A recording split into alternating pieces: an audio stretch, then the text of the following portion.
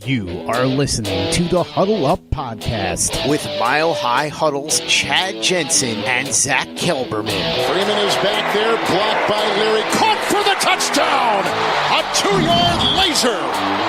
Fumangali from the University of Wisconsin. 3rd and goal at the 1. Lindsey is in. Janovich, the fullback. Janovich hit. Nice big hit there by Kendrick. He continues to dig. He's not. They call a touchdown. They call a touchdown on a 1-yard jump inside. Trying to set up the screen to his tight end, Noah Fant. He's got some room to run. He cuts it back at the 10. Fant takes it in. Touchdown, Denver. The first NFL touchdown for the rookie tight end out of Iowa. End zone caught. Touchdown, Courtland Sutton. His 5th career touchdown, but his first here in Denver. And now, here are Broncos country's football priests to help you exorcise the demons of another doomed season. I have exorcised the demons. This house is clear.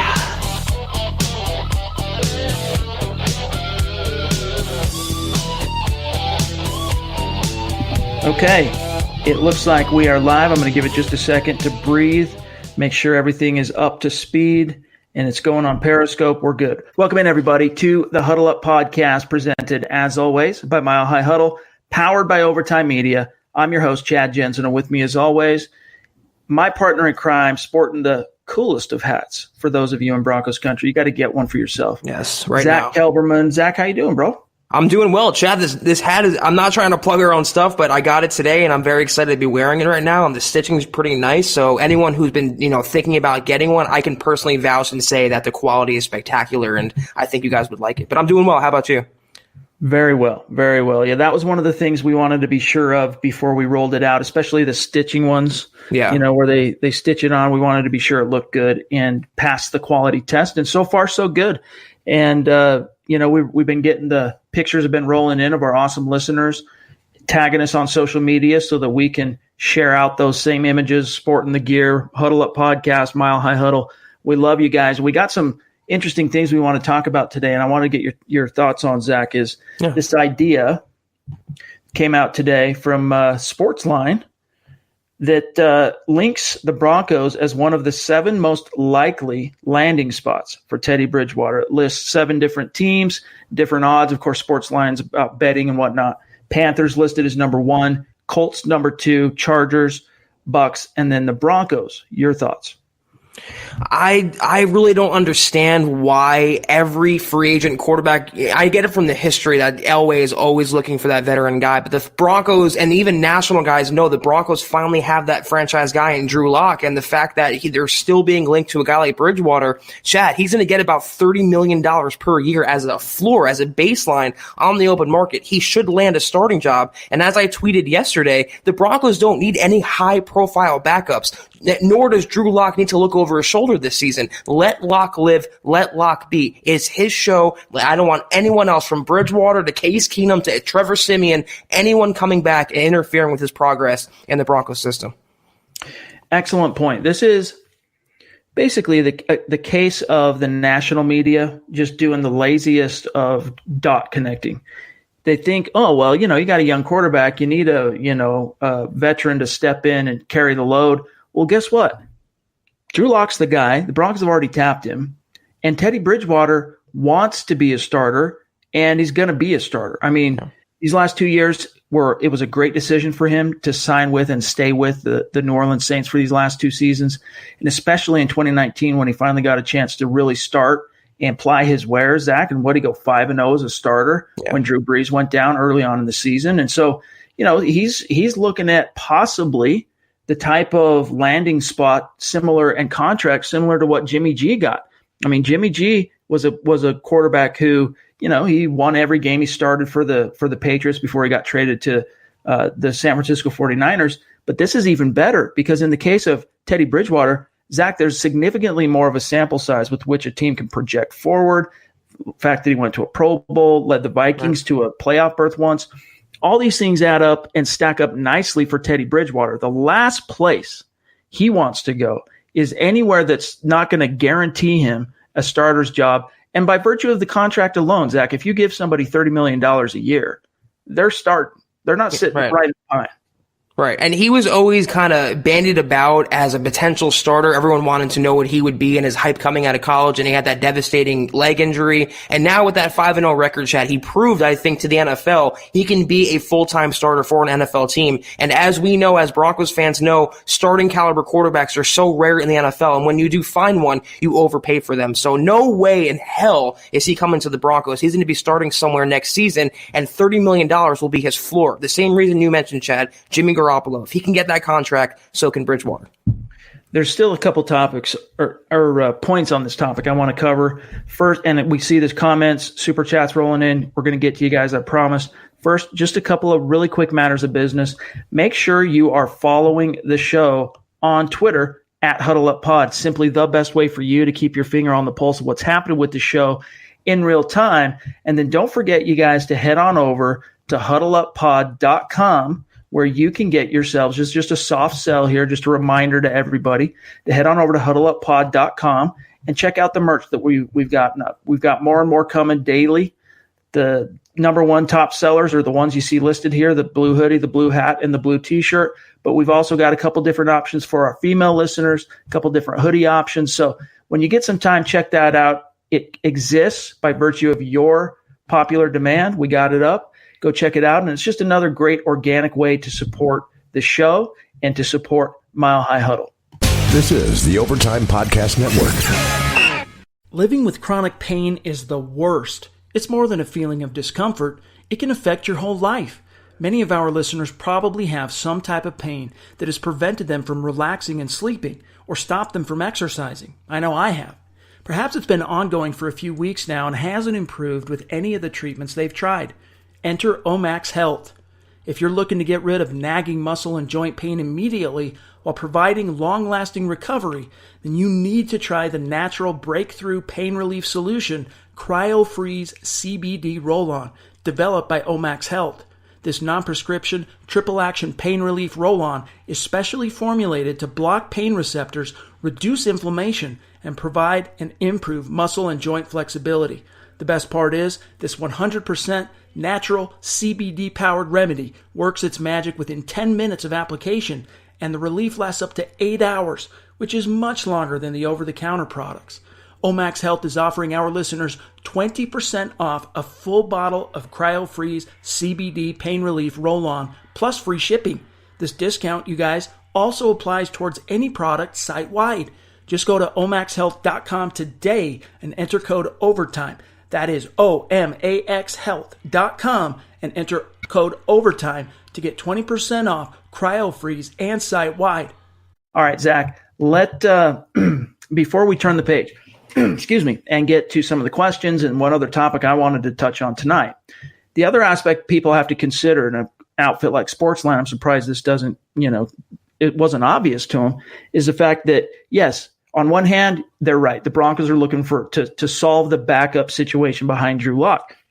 But what does that mean? What will the Broncos actually be prioritizing when it comes to that backup slot? Well, Zach, first and foremost, it's got to be a guy who the team feels like they can trust to be a stopgap or a fail-safe in the event that an injury occurs to Drew Lock. And, you have to plan around that because just last season, for example, he fell and sprained his thumb and cost him 10 weeks. Now, it didn't necessarily have to cost him 10 weeks. The Broncos kind of handled that oddly, but nevertheless, he got hurt. And so you need a quarterback behind him who can step in. But here's where it gets complex and complicated for the team, Zach, is you also need that quarterback to be someone who is not going to be perceived as a threat to Lock in the locker room in terms of dividing loyalties amongst veterans, while also, here's the third box that the guy has to check, he's got to be willing to kind of take on a little bit of a mentor role. Teddy Bridgewater is not about either of those two things. Yeah, he's a guy that can step in and stop the gap, no problem. But he's not about to come in and be anybody's uncle and mentor and teach somebody and bring them along. And you run the risk as a more established veteran of splitting some of the loyalties within that locker room. And that's just not territory that the Broncos, not that Locke is some fragile child, but at the same time, he is a young up-and-coming quarterback, and he needs to feel the full faith and support of the organization. And part of that, Zach, is how they posture that backup quarterback behind him. Yeah, that's what I've been saying. It's not only getting him weapons on the field and protecting him, but also giving him confidence through the media, giving him confidence behind the scenes, and making him be aware and secure in the fact that he's the franchise guy. And doing so with not bringing any Bridgewater types, not bringing back Joe Flacco, who literally admitted he has no interest in being anyone's mentor or teacher. You need a kind of a nondescript veteran guy who has some experience, who can step in at a moment's notice and take over for a game or a quarter or whatever. Because if Drew Lock goes down, Chad, for the entire season, doesn't matter who you have behind him, the season is over. So that's why I like Brandon Allen in that role. He proved he can play. He proved he can win. He's a veteran guy. He has experience, and he wouldn't step on anybody's toes or take headlines from Drew Lock. That's the ideal scenario for me. Yeah, I mean, if you're making one of the qualifications for your backup that needs to be a guy who can carry a team in the event that Drew Lock goes down, good luck finding that guy. But if you need a stopgap, 1 or 2 games, let's face it, for the vast majority of NFL franchises throughout history, if the starting quarterback goes down for the season, your season is torpedoed. That's all she wrote. It's hold on for dear life, right? That's basically, let's make the best of a bad situation. So I think in the case of Brandon Allen, you're right, Zach, in that he's a guy that everyone's already familiar with. He's a non-threat to Lock. They already have a relationship. And he has been in the league, even though his first start came last year, week 9 against the Cleveland Browns. He has been in the league long enough, or longer, I should say, than Drew Lock, and can impart whatever wisdom he's picked up along the way.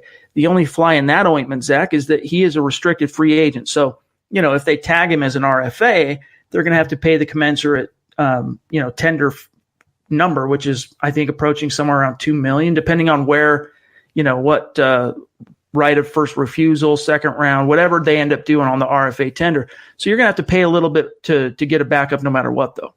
And $2 million to me is chump change when you look at a player like Chase Daniel, who made millions of dollars as a backup and never played a snap. $2 million is nothing for a guy that you feel fairly confident can step in at a moment's notice. And I'm not putting too much onus on having that mentor type for Drew Lock, that type of quarterback. He already has a coordinator now in Pat Shurmur, who's noted for his quarterback development. He has Mike Shula as the coordinator. He has enough guys around him. He doesn't need a guy to come in and say, do this, do that. He's going to learn by experience. That's why I'm not advocating for a veteran, high-profile type. To me, it might be unpopular, but a Brandon Allen type would be just fine behind Drew Lock for 2020.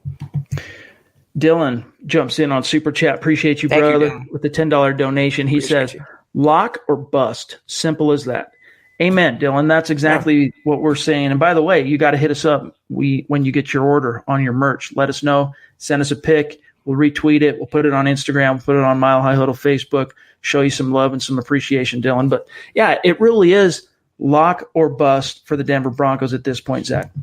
And that's the Broncos have to communicate that to the public and to Drew Lock, and that's not by bringing in Teddy Bridgewater or bringing back Joe Flacco or having him look over his shoulder even for a second. It is all Drew Lock, and this entire offseason, every move they make should be with number 3 in mind. All right, this other topic I wanted to get your thoughts on. It's slightly old news, to be honest. It came from a radio appearance that was on Valentine's Day, so we're approaching this is almost a week ago. But I just was made aware of it today, and that is Shelby Harris appearing on 104.3 The Fan last Friday and telling the hosts of that show that, hey, listen, man, if the Denver Broncos would have approached me during the season, we could have probably saved them a lot of money. And, let me just read the quote. Here's what he said in regard to what could have happened in terms of him being more amenable to striking an accord with the Broncos at a significantly lesser cost had they approached him. Quote, 100%, obviously. We always said if we could have got something done before the end of the season, 1, it would have been way cheaper, but then 2, I would have had no problem staying here for years to come. They have their way of doing things. Sometimes it works out, sometimes it doesn't. If they would have definitely came with a legit offer before the season or early in the season, I definitely would have been listening. Close quote. Zach, the same can be said for Justin Simmons. We know they tried to, in a softball way, they kind of lowballed Chris Harris, but they tried to get him re-signed. But how do you interpret that? Do you think this is just a guy that's, answering a question and making the most of a radio interview? Or do you think there's some truth there where he would have been willing to take lesser money, say if the Broncos come at him, October sometime with an extension offer, they probably could have got him signed for a heck of a lot less than the $12 million per year outfits like Spot Track are projecting he's going to command. Well, it's easy to say now in hindsight, Chad. He can say anything that, I should have done this and they should have done that. I would have been more open to taking a deal. But actions speak louder than words with Shelby Harris. He went out and hired a new agent. He wants to get paid. He's made that clear. He values the money. He wants to be cashing in on his first foray into free agency. That I don't blame him for, but to say that, I would have given the Broncos some sort of deal, we could have made something happen. The Broncos wanted to see the type of player he can be for a full 16-game schedule or for a full season on the Vic Fangio defense. And he performed well. I think he passed all his tests. He's going to make some money, but to say well in advance in hindsight they could have got something done doesn't really hold much water now. Going forward, you show us what you're worth. Now, are you willing to take a hometown discount? I don't think it's going to happen, though. And we were, I'm a guy that believes a player should get as much, there are very few exceptions to this, what I'm about to say, but a player should get the money, as much money as they possibly can because their playing career is finite. But I think there's also something to be said if you're the Denver Broncos from a negotiating standpoint. Hey, Shelby, we were the team that actually really gave you your shot. Yeah, the Raiders drafted you in the 7th round, quickly cut you. Dallas Cowboys, I think, gave him a sniff, brought him in for like an OTA or something. But it was in Denver where we actually saw something in you, gave you an opportunity. And speaking to your point, Zach, I mean, he wasn't even a starter till this year. Let's not forget, even though in 2017, he finished second on the team behind Von Miller in sacks, he 17 and 18, he was a rotational depth piece behind Domata Peko, Derek Wolfe, Adam Gotsis was the other 5-tech defensive end. So this was the first time the Broncos really gave him an opportunity to start. Didn't look so good initially because they miscast him as a nose tackle, but once they put him where he's better fit outside, still inside, but at defensive end, he thrived. And so the Broncos, maybe you could argue, Zach, that by October they should have realized that because by that point, he had a few games under his belt. But I agree. I'm more inclined to agree with you on this topic. Now, with Justin Simmons, that's a different story because there was a significantly more sample size for him as a starter. But I don't blame the Broncos for not coming hard at Shelby early on trying to get him re-signed. That's exactly what I was going to say. If the Broncos did not pay Justin Simmons in season, Shelby Harris by far was not getting a new contract. So that's just the way the Broncos operate. And like I said, it's easy to say now in hindsight. Just going forward, are you willing to still give the Broncos the same deal? I don't think so. I think he priced himself already out of the Broncos' range. Christy, one of our Super Chat superstars, jumps in, $20 donation. Christy. Much love. Appreciate you, Christy. We saw your tag on Twitter. Looking good in the shirt, you guys. Get yourselves one. Yes. Check out Christy on Twitter. We retweeted it at Huddle Up Pod, and of course, you're going to want to follow her as well. Christy, thank you for your support. We appreciate it immensely. And by the way, Stu, you also tagged us with the gear you received. Finally, at least the hoodie arrived. You'll have to let me know when the hat arrives too, but looking good, brother. Appreciate you. And thank you for donating, Stu. You deserve that for sure. Here. Boom. Thanks for the hoodie. Jumped in on Super Chat. So consistent. We love you, bro. Here's one thing I want to jump to here from Yordi Lopez on YouTube. He says, I saw a report that Byron Jones will command $16 million per year. Zach, if it meant set and forget, you've got your lockdown corner for the next 3 or 4 years, no matter what, is that where and quarterbacks are going to stray away from him, and he might not, get a lot of interceptions, but that side of the field is locked down. Is he worth that to you? $16 million. You have to pay Justin Simmons. It's going to be approaching, 14, 15 a year probably. It comes down to how much Vic Fangio values his quarterbacks. What can you get at Bryce Callahan if the Broncos think they can get back Chris Harris Jr. maybe for a couple $1 million cheaper, if they can draft a guy or develop a guy like Bosby. That's pushing the limit of what I pay Byron Jones. But like you said, Chad, it is probably a lockdown corner, a shutdown corner, the 4th most crucial position in the NFL. If they really need a guy that bad and they have the money to spend, like you said, set it and forget it, shut down one side of the field, let the rest of the defense go to work. I don't know if I'd approach 16, but 15 for sure. I'd make them an offer and see if they can come down to it. This is the Overtime Podcast Network. Every night, local police departments across America receive hundreds of calls from burglar alarms. The vast majority of the time, they have no idea whether the alarm is real. Is there really a crime going on or not? All the alarm company can tell them is the motion sensor went off. Simply Safe Home Security, though, is different. If you're like me, and you're one of those guys who's hypersensitive to every single sound and is tired of having to sleep with a knife under your bed, Simply Safe is the solution. If there's a break-in, Simply Safe uses real video evidence to give police an eyewitness account of the crime. That means police dispatch up to 350% faster than for a normal burglar alarm. You get comprehensive protection for your entire home. Outdoor cameras and doorbells alert you to anyone approaching your home. Entry, motion, and glass break sensors guard inside. Plus, Simply Safe protects your home from fires, water damage, and carbon monoxide poisoning.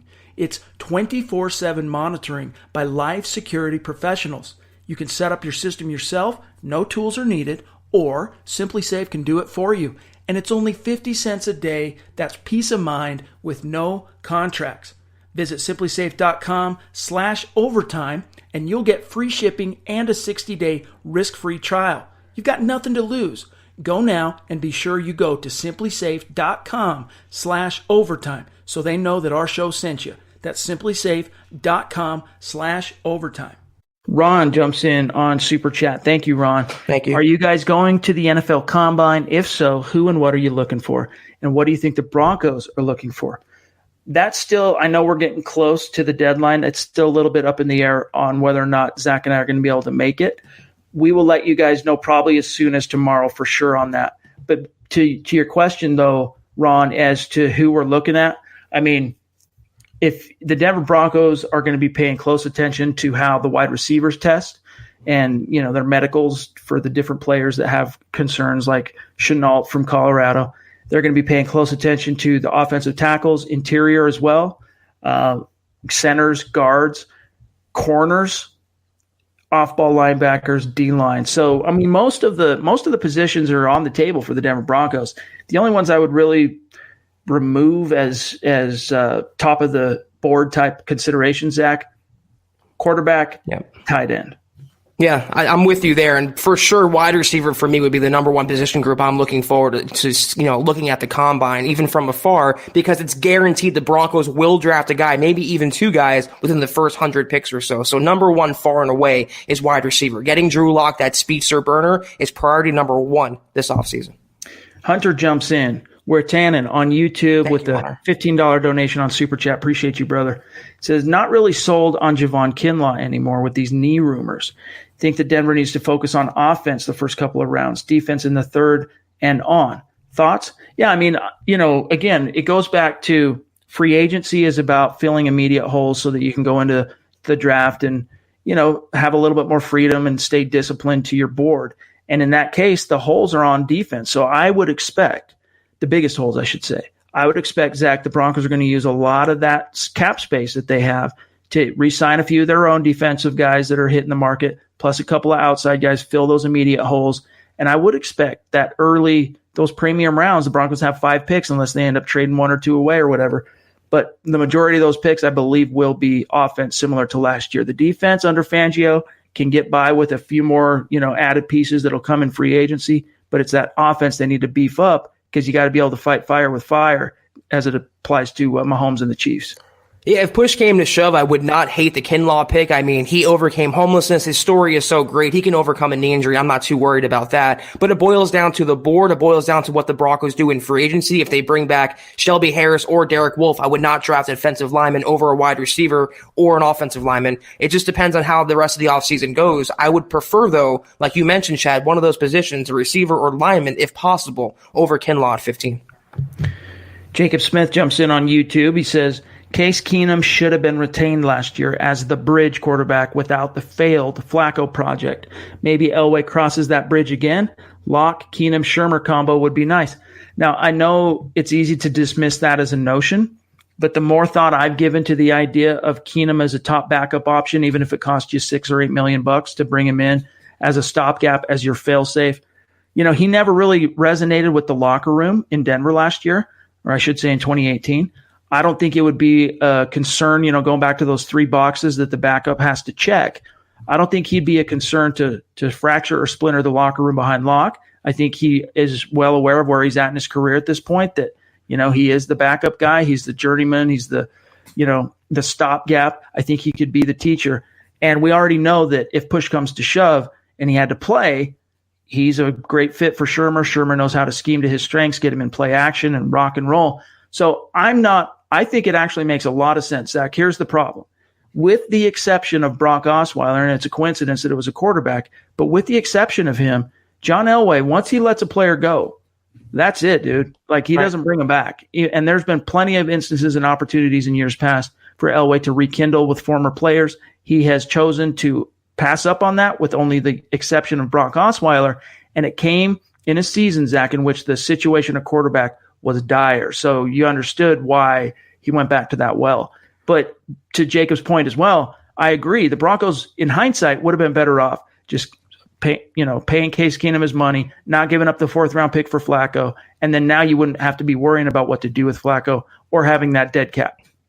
I think this is one topic, Chad, where I'll respectfully disagree. I don't really see the positives that Keenum would bring to the table. It's you're bringing back a former Broncos quarterback, and that in itself is a headline. So Drew Lock would always have to be facing, he's one snap away from losing his job. They brought back a quarterback, just like Trevor Siemian had to face with Brock Osweiler when he returned. You don't want those narratives. You don't want those headlines. You don't want any sort of competition or adversity. Anything in that locker room, it should be 100% Drew Lock's. And in the worst case scenario, let's say Lock goes down, or you have confidence that Case Keenum can bring you to the playoffs for $6 to $8 million.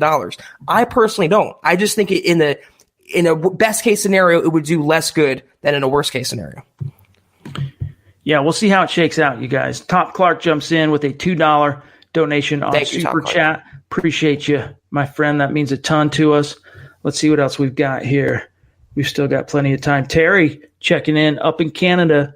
Hey, guys, what about ETM Pierce from the Ravens and free agency? Michael Pierce. Oh, yeah. Michael Pierce from Ravens and free agency. Red, we could get him for maybe $5 million. Hashtag football priest, state of being. Terry proving once again and always, each and every day, each and every podcast, that Broncos country is not a geographic location. It is, in fact, a state of being. What's your answer for Terry? I would like it. I don't think Chris Jones is a possibility, Chad, regardless of what they do with Shelby Harris and Derek Wolfe. I would prefer, though, DJ Reader from the Texans. That's my first defensive line prospect on the open market. But I would not mind Michael Pierce. He's mostly a run stuffer. He doesn't offer that much of a pass rush potential, but he's good at what he does. He can hold the point of attack. You can do a lot worse than go bargain hunting for a nose tackle like him. So I would not mind it, but it's not my first option. Yeah, and he's in that cost area, level, however you want to say it, where, Elway has in years past found those second and third wave guys that are perceived as value signings, in the moment, that come out to be big time contributors. The two biggest shining examples of that, of course, being Terrence Knighton, who is also a defensive lineman, and Darian Stewart. Josh jumps in on Super Chat. Appreciate you, bro. Thank you, Josh. If we get someone to Marquis to back up Lock, I think it could dent his confidence. It's a tricky situation. And it really is, Josh, because, again, quarterbacks are alphas and they are supremely confident.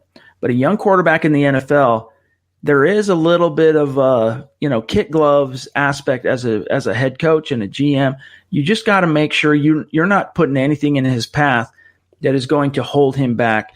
And I think bringing in the wrong backup, sending the wrong message. And that's why, I'm open to the possibility that Zach could be completely right, even to the topic of Case Keenum specifically, that even if it creates a headline, that creates doubt, and you don't know how it can trickle down and affect things with a young quarterback. But I still don't think it would bother Locke that much. I think, so long as the messaging was on point from his coaches and Elway brings him in and says, hey, look, this is a fail-safe. This is the backup. You're the guy. Let's go. He'd probably be okay. The thing is, I have such confidence in Locke that I don't think having a headline-grabbing backup would shatter his confidence. He's just too much of a leader. He has too much of that it factor. But I would not even risk it, Chad. Why even bring in a guy who can become a possibility? You have to be 100% committed to Drew Lock. He knows that. He wants to be the guy, and the Broncos have to oblige that by making him the guy completely and fully this offseason. Mark jumps in, one of our Super Chat superstars. Mark, I do have some stuff coming to you here very soon, I promised you. I'm going to be sending you one of these hats that Zach and I are sporting. Appreciate the donation, as always, my friend. Yes. He says, what's up, my guys? Rocking the hats. Chad is gangsta. Zach Purdig looks gangsta. And Punter Wadman used to be an adult film star. Thank you for what you do. What? I know he's a pizza boy, right? I don't know about that, dog. And by the way, as you know, Mark, this is a family-friendly show. You can't be talking about, even if he was, my dog. Anyway, right, Joe. Segue to Joe. $5 donation on Super Chat. Appreciate you, bro.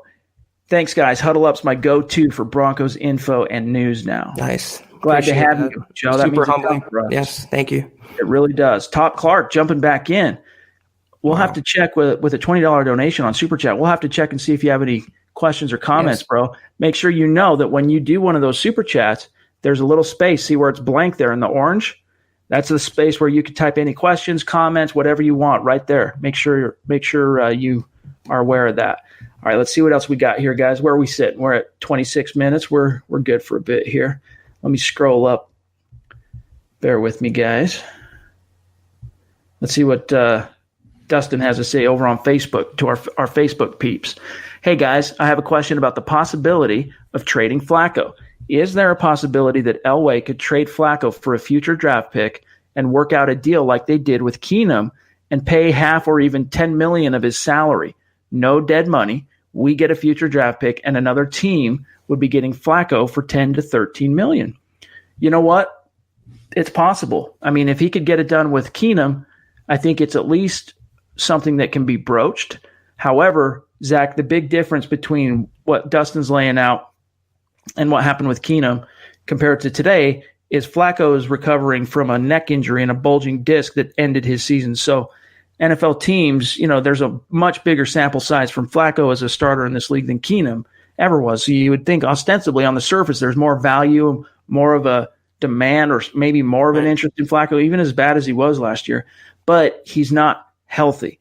And what you're seeing right now in the blogosphere is the Broncos leaking out to their main, mouthpieces that they think Flacco's going to be healthy enough to play to bolster just that kind of a scenario from possibly happening, Dustin. They're trying to ease everyone's minds out there. The other 30 teams, because we know the Ravens aren't going to be one of those. The other 30 teams that, hey, if you need a backup, you need a stopgap guy to groom a first-round pick you're projected to take, hey, we're open for business and we're willing to deal. You know what we did with Keenum last year. A couple other differences as well is that Keenum at least had a modicum of success with the Broncos, whereas Flacco was an abject disaster. So everyone saw that film and no one's going to want to take that on. And there's also one team stupid enough to trade for Case Keenum, and that was the Washington Redskins. The Broncos don't have that luxury this year. What you said is true. What they put out and what they're leaking to the media, it's basically begging a team, come take him off our hands, come trade him. I would take a 2041 conditional 7th rounder for another team to take his salary off the Broncos books. It's just not going to happen. They're going to have to cut him, Chad, and move on. This is the Overtime Podcast Network. Peyton on YouTube says, hey, Chad and Zach, imagine a lineup of Henry Ruggs, Cortland Sutton, and Stephon Diggs. Do you think that could be a realistic receiving core for the upcoming season? No. I just don't see the Diggs thing happening. I mean, listen, Eric Trickle has persuaded me a little bit more. He had an article the other day, it might have been yesterday, of how, refuting basically what I'm saying, that Stephon Diggs is too much akin to Cortland Sutton, not enough of a compliment, checks many of the same boxes. You want a compliment, not a carbon copy. You already got that in Tim Patrick, et cetera. And he persuaded me a little bit, but even still, even if I were to come completely around on Stephon Diggs, Zach, I don't see the Broncos giving up a draft pick to acquire him at this stage when it's such a rich, deep class in the draft. And so Ruggs, yes, I see that as a distinct possibility. I'm just not so sure Diggs is all that realistic. I think it's more of fans and media pining for Diggs as opposed to any real fire at the base of that smoke. Mostly fans, too. And you know what? If the Broncos turn around and give up a draft pick for Stephon Diggs, they're not going to turn around and use their first overall pick, their 15th overall pick on a receiver as well. It's one or the other, and Ruggs has a hell of a lot bigger chance of happening to me than Stephon Diggs. I want nothing to do with that guy. He's a diva. His skill set doesn't really fit what the Broncos need. Get Ruggs, get Chenault, get a pure speedster who's cheaper, who's younger, better upside, and go to work with Drew Lock. Drew Hollenbeck jumps in. It's been a minute. That's true. With the $20 donation on Super Chat. Thank you. Haven't been here in a while. Good to be back. Love you guys. Drew. Appreciate you. Look in the eyes when I say this. We love you too, bro. Appreciate you. Good to see you again. Dylan brings up a point here. Locke is the guy. No need to pay another quarterback when he needs to develop. Use the cap space and draft to build the nest. Amen to that. Yep, that's what you have to do. It's like you already have your franchise guy. You've been searching for him for years now. Why would you want to pollute that and by bringing in more competition, kind of shooting yourself in the foot? He is the guy. He needs to be the guy, and the Broncos have to make that happen for the entirety of this year. All right, guys, we'll grab a couple more, and then we got to get out of here for tonight. And then, of course, if we missed – let me get that on my face for a second. If we missed any of your questions or comments, anything you want to get off your chest, remember, tomorrow night is the Mile High Mailbag. That is the forum where we're going to let our hair down, try and get to as many questions as possible. So if by chance we missed something today, fire it back at us again tomorrow. I promise you we'll do our best to get to it. Now, Glenn on Facebook, here we go. He says Justin Simmons has to be re-signed target number 1, closely followed by Chris Harris. People forget Chris Harris had to play outside due to injury rather than in the slot where he provides far more flexibility. Shelby Harris is replaceable if he prices himself out. Remember, we have Chubb to return, which reduces snaps for these types, and Gotsis. Who are your top free agent targets at corner, wide receiver, IDL, OLD, fit, value, etc.? First and foremost, I don't know if you guys saw this, and you can find the article link if you go to milehighhuddle.com and look in the community tab. But the Draft Network, I think it was Joe Marino, I believe, had a great breakdown on kind of a free agent scouting report on Justin Simmons today. And it was phenomenal. It's a great read.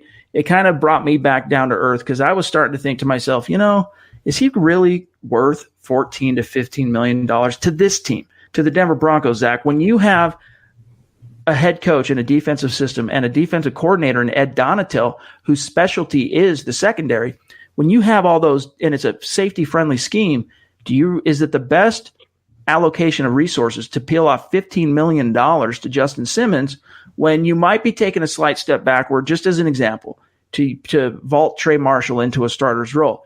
He might not come close to the same athletic traits, mental processing speed that Simmons has, but a lot of that, Zach, I'm of the opinion, would be mitigated by Fangio. However, this article, that's why I'm suggesting you guys go check it out, kind of made me rethink that. I don't disagree, Glenn. Simmons has to be up there as a priority. I think Harris should be, doesn't necessarily mean he is, priority number 2. And as applies to free agent corners, we can't go through all those that you listed there, but for free agent corners, to me, outside of Chris Harris, it's Byron Jones, probably followed by Bradbury. I'd have to give that a little bit more thought. But I think Byron Jones, Zach, is going to be Denver's number 1 target on that side of things. Cecil Lammey reported that about a week and a half ago, and it's continued to build up steam. Ronald Darby is another free agent corner the Broncos can sign as like a mid-tier bargain level basement kind of player. And also the Cowboys have another corner in Anthony Brown who can play some slot, can play some outside. So there's a lot of options out there. But in terms of Justin Simmons, not only is he a great safety, he can play both spots there. He can play nickel cornerback. He's great in the locker room. He's great with the fans. You have to take care of those guys. The Broncos have tried to skirt around them by trading Emmanuel Sanders, by shutting down Joe Flacco, by having revolving doors of quarterbacks. Take care of your own homegrown studs. It sends a good message to the rest of the locker room and to the message of the NFL that we will reward players who come in and contribute and are future stars. Cartoon 777s, he says, MHH, give us a way to vote and stage a mock draft. We can vote yes or no on your picks and go with a consensus vote. Cartoon, if you can find a platform that allows us to tally votes in real time that we could do in a hangout like this, let us know, and we will absolutely take it under consideration. We're going to be doing some mocks. We're going to be doing a lot more of that stuff as we get deeper and closer to the draft. That would be really cool, I think, as an idea. It's just a matter of, is there a means to tally such votes in real time to where it doesn't bog down the conversation? We're not saying, all right, guys, hold your coffee. We'll be back in 5 minutes. We're going to go count these votes. So, and maybe there's, maybe it's as simple as a Twitter poll, like hit the Twitter poll. I don't know. We'll but then again, that would run counter to doing the mock, if we're using the simulator in real time, running a poll, it'd be pretty tough to do that on Twitter. So maybe there's something out there. And if so, let us know. If you can find it, hit us up and we'll absolutely take it under consideration. All right, guys, let me grab a few more down here and then we got to get out of here for tonight. From Drew again, jumping back in. Appreciate you, bro. Thank you, Drew. Says people talking about a trade for Stephon Diggs. I wouldn't be upset, but I'd prefer Ruggs or Lamb in the draft. Couldn't have said it better myself, Drew. I absolutely agree. I would take pretty much almost every top build consensus wide receiver in the draft over Stephon Diggs. They're younger, they're cheaper, like I said. They fit the Broncos offense better. They can grow with Drew Lock, 2 young players. They don't have the diva personalities like Stephon Diggs. I do not want anything to do with giving up a draft pick and a massive contract for Diggs. Chase Wellner jumps in on Super Chat. Thank you, Chase. Says, if we can't get Byron Jones, who else do you like in free agency? I think we touched on a few of those names, Chase. And, we could take some time. I'm running out of time, or else I would pull it up now if you wanted to next time. We've done it before, but we could go to Spot Track and look at the free agents. There are some names out there. I mean, I'm not a huge fan of Logan Ryan as an option, but he has had better seasons than he had this past one in Tennessee in different stops along the way for him. He'd be an option, but I'd be more amenable to waiting to see what happens with A.J. Bouye if he gets cut from Jacksonville. The same for Prince Amukamara, because we know he has thrived in Fangio's scheme. Continue to explore the possibility, I guess, depending on what the cost is of Darius Slay. But I'm actually, I'm content to let the Darius Slay thing, let that sleeping dog lie, and just wait and see if Jacksonville cuts A.J. Bouye, because I think he would be great in Fangio's scheme. One player who I don't want, Chad, is Josh Norman, though. Any guy on the open market I would take over Josh Norman. And to me, it's Byron Jones or bust. The Broncos want to go to free agency to find their next cornerback. It's Byron Jones to me or nobody else. Ron, you're making me do it. I'm pulling up Spot Track as we speak. We can examine this together. Bear with me 1 second, guys. I'm going to go ahead and do a share screen because I love Ron. He's so diligent and supportive of the show. Let me see here real quick. Let me pull up Spot Track, guys. We'll look at this together, who some of the top running back options are if we're looking at pass catchers. Zach, is that coming through okay? Yeah, it's kind of small, but you just name the names off and I'll go through them with you. All right, give me 1 sec. Let me just change the position here really quick to running back. Now, obviously, Theo Riddick is an option if he's healthy, and I assume by this point he is. That's probably the one that makes the most sense, to be honest with you, is Theo Riddick. They liked him last year. If he's healthy now, he's probably going to have to take less money depending on what the market, bears for his services. There was a reason he was on the open market late in the summer last year. So I think the Broncos could get him on the relative cheap. But let me just lay out some names here. Zach, any of these that jump out to you as receivers, you say the word. Lamar Miller, Chris Thompson, LaShawn McCoy, Carlos Hyde, no. Melvin Gordon, yes, too expensive. Damian Williams is, what is that? No, he doesn't count. Theo Riddick, we already touched on. Peyton Barber, Frank Gore, no. Derrick Henry, no. Darren Sproles would be an option, but he's like 92 years old. Yeah. Literally, he's 37. He's getting up there. Kareem Hunt, though. Kareem Hunt's a guy, Zach, that but the last thing I read on him, he's going to be a restricted free agent. So I think it's coming back to the Browns too. Yeah, so it's looking like he's going to end up staying in Cleveland. Tywan Jones, maybe. Then you got Bilal Powell, Isaiah Crowell, slim Robert pickings. Turbin. Yeah, it gets slim. I think if you're looking for that role on the open market, Devontae Booker. I mean, honestly, if that's all you're really prioritizing is pass catching acumen, it's Theo Riddick and it's Devontae Booker, and then you just see what you can find in the draft. But I'm not honestly. I think they're going to try and make as much hay as they possibly can with Phillip Lindsay and see what they can find in the draft. If they sign anyone, it's going to be Riddick or Booker. That's my prediction. I'm not spending a penny on anyone on the open market for running back. I am drafting a guy in the middle rounds and going to work with him, Lindsey, and Freeman, and you have your 3 running back set. Even 2 guys in the draft, but I am not blowing money on any of those veteran retreads. They're not worth it to me.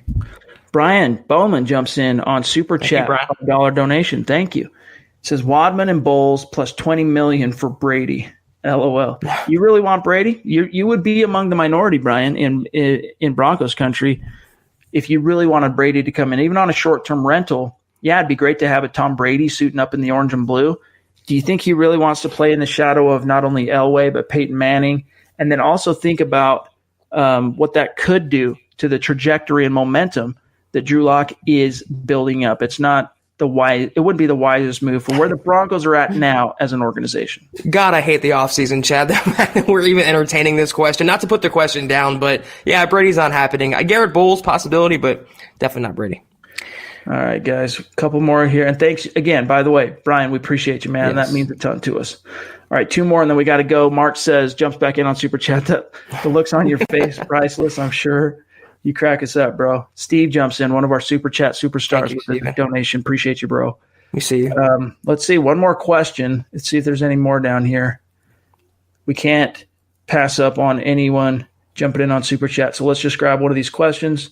And what's up, 12? I see your question, buddy, but we've already touched on that. Just refer back to this video if you missed it in real time. Just watch it once we're done broadcasting. You can rewind and find where we talk about Stephon Diggs. Let's see. What do we got? One more. Looking for a question. Bear with me, guys. A lot of love in here.